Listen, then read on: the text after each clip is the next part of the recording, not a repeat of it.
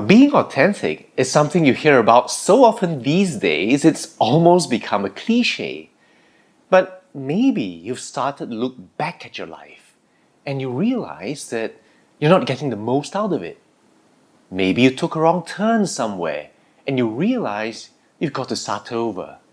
And if I look at the people I've coached and my own life, I can say that that's really often the case.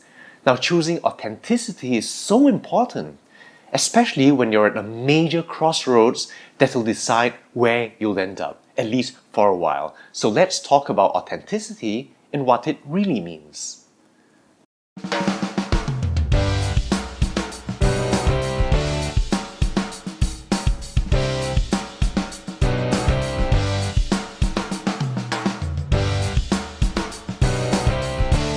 If you ask people what being authentic means, you'll probably get variations along the theme of be yourself, do or say what comes naturally, and don't worry about what other people think. And that's an adequate start. But if we're seriously considering choosing authenticity, then we need to go a little deeper. And we'll start by correcting some common misconceptions about it. Now, the first is what I call the become authentic paradox. You see, if authenticity is who we are at the core, then authenticity isn't really something we would need to get, is it? You shouldn't have to need to add anything to become authentic. And in fact, by trying to become more authentic, you're effectively not. It reminds me of some of those guys you hear about who try to become alpha males. Maybe after they take a course or they read a book or they attend a workshop, they start changing their behavior and the way they speak and their mannerisms to become more alpha. And they're effectively showing themselves to be not. So the correction? Well, stop thinking in terms of becoming authentic by adding anything. Instead, think about becoming less inauthentic by removing inauthenticities. The second problem is thinking that being authentic means not having a brain behavior filter. Well, self-restraint isn't a bad thing. Imagine that if you just blurted out the F word every time you got annoyed, wherever and whenever you are. Or if a kid asked you what you thought of her drawing, you told her it was crap. Or if a friend asks you if she looks fat in a dress, and you say that she is fat and it's not the dress. Now, there are a lot of so-called authentic people who are proud of their authenticity. They do what they want, they say what they want, without caring about sensitivity or appropriateness. Well, we have a scientific term for people like that. We call them a-holes. Now, the correction is to understand that being authentic doesn't mean you don't have a brain behavior filter. Now, don't confuse being polite and considerate with being false and fake. Now, authenticity is about who you are at the core.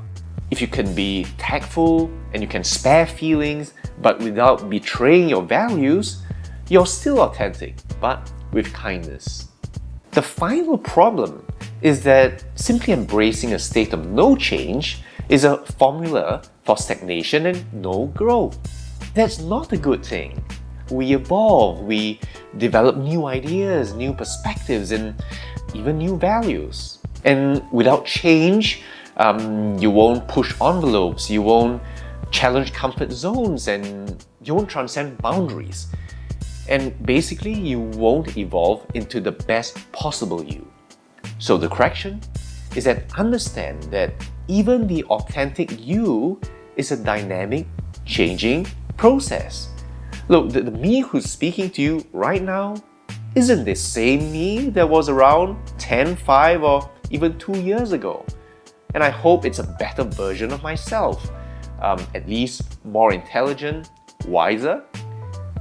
And I think that you have to understand that without change, you won't become the best possible you. So all these corrections lead us very nicely into the AA35 concept of authenticity. And there are three aspects. The first is living in sync with your highest values. You express yourself in a genuine way from a place deep within. Don't restrain yourself to fit categories, labels, and other people's expectations. Now, if you mean no, say no. Or if you like somebody, you tell them or you show them. The second aspect is actualizing your highest potentials. You continually develop into the best possible you, but you change in a way that aligns with your values. So, for example, if one of your values is honesty, you don't become dishonest even temporarily just to achieve an end. Now, thirdly, acting with compassion. You understand that it's possible to achieve your goals and dreams without hurting or harming somebody else. Now, it might take a little bit longer, and that's why you see people all around you not willing to do that, right? For example, office politics. Now, you don't make decisions because of other people's feelings, but you make them in a way that allows for sensitivity, kindness. In other words, authenticity, right? Being authentic is not the same as being selfish. Well, why are we sometimes inauthentic? When I was in uni in Australia, I noticed how many international students put on a fake accent. And when I was learning about business, I saw how one of the hardest, most successful businessmen I knew become instantly henpecked in the presence of his wife. And when I was working, I saw one of the most anti-establishment mavericks immediately change sides when he got a promotion. I mean, he literally became a poster boy for corporate policy. Now, before you shake your heads in disgust, disdain, and disapproval, let's ask ourselves, have we ever done the same?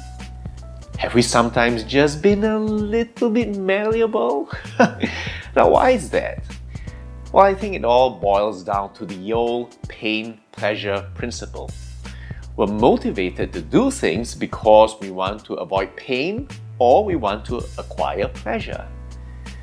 So pain will be things like loss, not being liked or accepted. So say for example your company did business in a dishonest way, but the fear of losing your job and your rice bowl makes you keep quiet. Or on a first date, the girl you're with says something diametrically opposed to your strongest values, but the pain of losing your chance at a relationship overrides your inclination to disagree. Now, pleasure is some benefit like popularity or material gain. So, say you have traditional values, right, like monogamy and faithfulness, but you get invited to be a part of a cool group and they espouse shall we say, a more open lifestyle. But the pleasure of being associated with this in-crowd overrides your own values and you throw in with them. Or what about social media? Hey, that's pretty important nowadays, isn't it? I mean, how often have you seen or have you heard a famous Instagrammer or YouTuber or Facebooker being outed for faking or doctoring some video or photograph? And it's all for a moment's popularity. And they exchange that for an eternity of infamy, right? It's not worth it. Or even convenience. Everyone's doing it, why not me? Everyone's playing office politics. It works where I'm from, why not me? Everyone's using PUA techniques to get girls, why not me? Or even labeling, right? Label these days can be things like a race, right? Political affiliation, even income group. And embracing the group's stereotype could be a convenient way to avoid having to think and self-critique. Now, these are some nice benefits, aren't they? right? Maybe some you're even enjoying right now. So why think about being authentic, right? Why even consider it? Well, I'll give you 3 reasons. There are probably a lot more, but here are 3 reasons. Meaning and fulfillment. Now, firstly, we simply can't live with meaning and purpose if we're being fake. Now, think back to some of the most significant, important, and memorable moments in your life. Maybe it was a heart-to-heart talk with your mom and dad. Maybe it was a course that you put your all into. Maybe it was a play or performance that moved you so much you couldn't stop talking about it for days. Or maybe it was something you created, music, art, even an act of kindness. In any of these instances, were you fake? Did you have to adopt a persona? Or were you just being yourself, giving yourself, lost in the passions and the meaning of the moment? Well, that's very hard to do when you're being fake. Now, when I look back at my own life, right, my business blunders, my career mistakes, my failed relationships, a failed marriage, I can honestly say that almost all of them can be traced back to a key decision point where I had to choose between something more authentic but painful or something inauthentic but convenient for immediate gratification or a delay of pain. And the irony is that if I'd chosen the more painful path at first, it would have saved me a lot of pain and misery that followed. In many instances, I was just delaying the pain and misery. And a lot of times that compounded over time. And if I'd chosen to be authentic, my life would have been a lot more meaningful. Attract the right people into your life. Now think about the most amazing interactions you've had. Now maybe it was a first date and you just knew that I'm going to be in a relationship with this person. Maybe it was a job interview that you aced and you just knew I'm going to get this job. Now what happened? Well, chances are that in these cases, you were just being yourself. You were comfortable, you were open, you didn't have to think, and you just flowed. And when that's mutual, the connection you get is genuine, right? You feel like, I get them, but at the same time, they get you. Do you get queasy when you're talking to an oleaginous person trying to make you buy or do something? Why? Because you have an instinctive sense that he or she doesn't give a damn about you, that they're using some tool or technique to manipulate you. And so you are instantly on your guard against fakery, forgery, and fraud. And that's why, if you want real relationships, right, be it in business or employment or romance, don't get into that PUA crap or that sales technique rubbish, right? A lot of people are doing it. The reality is that being authentic attracts the right people for the real you, people you'll actually enjoy being with. Now, of course, the flip side is also true, right? Being authentic will repel or repulse people who are not attracted to your true qualities or your true values. But that's okay, because even if you attracted them initially, they wouldn't stay long in your life. And I know I keep talking about relationships, but I think relationships are something that are very relatable to most of us. And if you think about the past relationships you've had, I think you can see when that's been true. And I think that's where many of you who would listen to my videos are at. You want real connections in life. Laziness. Now, if you're a decent person, it's generally very hard to keep up appearances by controlling everything you say or do. See, even if you fake your way into a job or a business deal or a relationship, that's just the first part. That's the promise. You still have to deliver. And if you make promises that your real self struggles with day after day to try to deliver on, it'll be extremely stressful and you won't be happy. You know, there's a saying I really like. I think it goes something like, tell the truth. That way, you won't have to remember what you lied. So, being honest and being authentic is actually an easier, lazier option. You won't be walking on eggshells all the time. You won't be second guessing what you do or say in fear of being found out. You just live in the moment, behave naturally, speak naturally, let yourself flow. And that's, I think, an essentially important part of living a full and happy life. So that's the what and the why on authenticity. Now, maybe you've heard about authenticity or being authentic over the years and you've been thinking about it, or you've at least wondered what it was.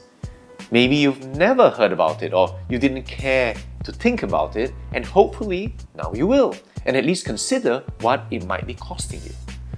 Authenticity is something that's very near and dear to my heart.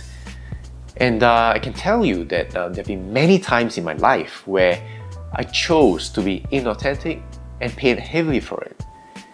And many times when I chose to be authentic, even though it was painful at first, and it really added to my life in terms of happiness and fulfillment, giving me a sense of purpose and a deeper understanding and appreciation for what my life and what its potentials were. And I hope to do the same for you. Now, in the next video, we'll talk more about the how-tos on authenticity. So please subscribe, hit that notifications button, and you'll know when that video comes out. In the meantime, stay happy, and I'll see you very shortly.